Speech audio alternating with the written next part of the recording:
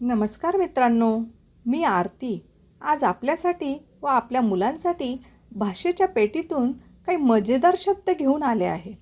हे शब्द आपल्याला स्नेक म्हणजेच सापाबद्दल काही नवीन शिकविणार आहेत. तुम्ही तयार आहात का? चला तर मग सुरू करूया. Let's go. आजचा पहिला शब्द आहे स्नेक म्हणजे साप, ज्याची स्पेलिंग आहे SNAKE. स्नेक हा एक धोकेदायक प्राणी आहे. दुसरा शब्द आहे पॉयझन म्हणजे विष, ज्याची स्पेलिंग आहे POISON. सापांमध्ये पॉयझन असते.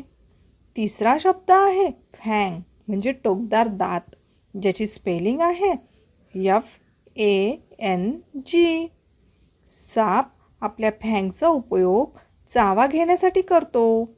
शेवटचा शब्द आहे स्नेक चार्मर म्हणजे गारुडी, ज्याची स्पेलिंग आहे SNAKE. Snake CHARMER. चार्मर.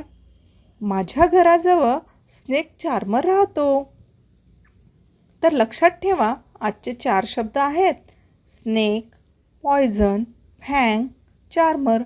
या सर्व शब्दांचा मुलांना 5 वेळा बोलून व स्पेलिंगचा लिहून सराव करायला सांगा. त्यानंतर तुम्ही त्यांच्यासाठी डिक्टेशन घेऊ शकता. मला आशा आहे की आपण या कृतीमधून काहीतरी नवीन शिकले असाल.